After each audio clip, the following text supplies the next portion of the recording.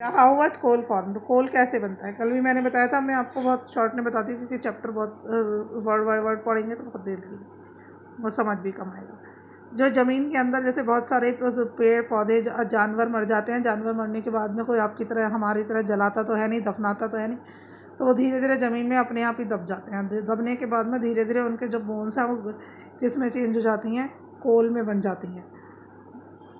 और जो ये मटेरियल सबसे पहले बनता है उसे पीट कहते हैं। बहुत लॉन्ग टाइम में सरफेस चेंज होती है, डीपर बरियल होते हैं, बरियल मतलब अंदर दबे हुए होते हैं। तो उसको जो ये कार्बोनाइजेशन कहलाता है। कार्बोनाइजेशन मतलब कार्बन का जमना। ये जो स्लो प्रोसेस है conversion of dead plants into coal, एक प्रोसेस जिसमें कि डेड प्लांट्स कोल में बदल जाए उसे क्या कहते हैं, कार्बोनाइजेशन। कोल मेनली वेस्ट बंगाल, बिहार, झरिया, मध्य प्रदेश इन सब में मिलता है इंडिया में।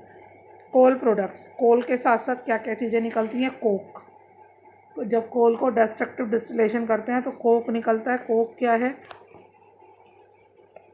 ये एक तरह का लिक्विड है।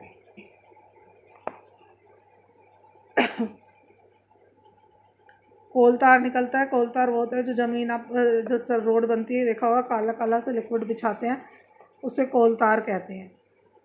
फिर कोल गैस निकलती है। कोल गैस जो है ईंधन के रूप में यूज़ होती है। इल्यूमिनेट मतलब घरों में रोशनी करने के लिए होती है। इसकी कैलोरीफिक वैल्यू हाई होती है। कैलोरीफिक वैल्यू का मतलब होता है 1 किलोग्राम गैस जलाने पर जितनी एनर्जी निकले उसे कैलोरीफिक वैल्यू कहते हैं। पेट्रोलियम है, पेट्रोलियम का दूसरा नाम होता है द ब्लैक गोल्ड। पेट्रोलियम या कच्चा तेल जो है ये अधिकतर सी बेड के नीचे मिलता है, सी बेड के पास मिलता है। क्यों मिलता है, क्योंकि जितने समुद्री जानवर हैं उनकी जो बॉडी होती है उसमें बहुत ज़्यादा ऑयल होता है। जैसे एक वेल है, वेल की अगर स्किन को उतारें तो कितने टन ऑयल निकलेगा उसको उबालने पे। और वो ऑयल वहाँ के लोग क्या करते हैं, उसमें लालटेन वगैरह जलाने में यूज़ करते हैं और ईंधन के रूप में यूज़ करते हैं। ईंधन मतलब जो गैस नहीं होती है उनके पास तो स्टोव वगैरह जलाते हैं। और यहाँ पर ये बताया कि जो पेट्रोलियम हमेशा अधिकतर कहाँ पे निकलता है, समुद्र के किनारे निकलता है। क्योंकि समुद्री जानवर जब मर जाते हैं या समुद्र के किनारे छूट जाते हैं, दब जाते हैं, तब उसके नीचे बनता है। और पेट्रोलियम को या कोल दोनों को मिला के हम फॉसिल फ्यूल कहते हैं। फॉसिल फ्यूल इसलिए कहते हैं क्योंकि ये जितने भी एनिमल्स हैं, प्लांट्स हैं, उनकी बॉडी के मरने पर उससे सड़ी गली चीज़ों से बनता है। ये लिखा है ना, बॉडीज ऑफ डेड ऑर्गेनिज्म से मिलके बनता है। और पेट्रोलियम प्लस ऑक्सीजन गिव देती है carbon dioxide, water and heat energy. Occurrence मतलब खोज मिलता है। तो पेट्रोलियम और नेचुरल गैस जो है ये अधिकतर एक साथ मिलती हैं ज़्यादा अमाउंट में। जहाँ पेट्रोलियम होता है उसके ऊपर ये गैस होती है, उसे नेचुरल गैस कहते हैं। जो संसार का पहला तेल का कुआं था जिसने पेट्रोलियम दिया, ये सबसे पहले कहाँ खोदा गया, पेनिनसुलाविया में। पेनिनसुलाविया क्या है, यूएसए की एक जगह है, वहाँ पे 1859 में खोदा गया। इंडिया में तेल जो है ऑयल वेल कहाँ पे मिले हमें, तेल के कुएं आसाम में, गुजरात में और बॉम्बे हाई पे। नदी थी गोदावरी रिवर के किनारे, कावेरी पे। मैंने बताया ना, समुद्र हो, नदियाँ हों, क्योंकि समुद्र वाले एनिमल्स जो होते हैं उन्हीं से निकलता है। बिकॉज ऑफ इट्स इम्पॉर्टेंस, ये बहुत ही इंपॉर्टेंट होता है, इसलिए इसको ब्लैक गोल्ड कहा जाता है।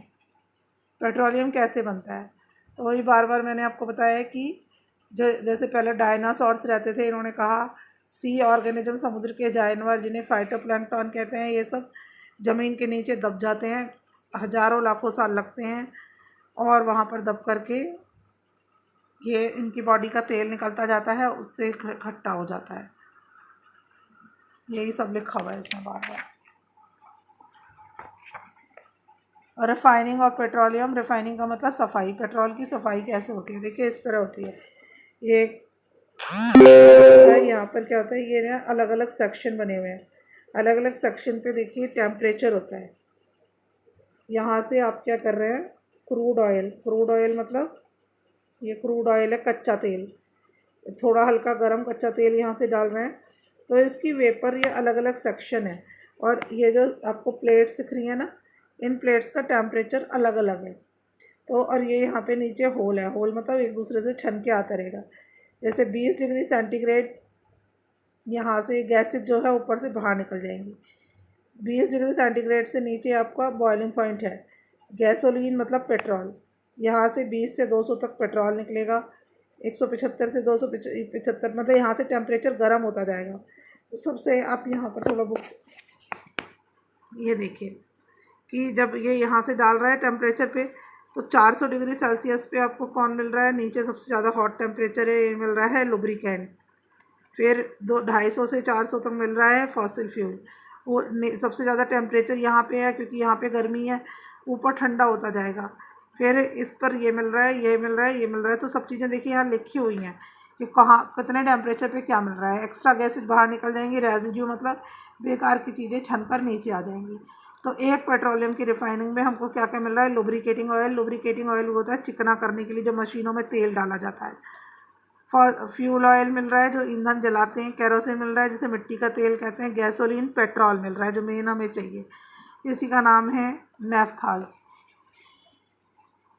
यही बताया है। ये सब जो पेट्रोलियम के प्रोडक्ट्स हैं उन्हें फर्टिलाइज़र, पेस्टिसाइड, सर्बिसाइड, डिटर्जेंट की फॉर्म में यूज़ करते हैं ये सब। अब आपका नेचुरल गैस, तो नेचुरल गैस क्या है, सीएनजी। इसका फुल फॉर्म है कंप्रेस्ड नेचुरल गैस।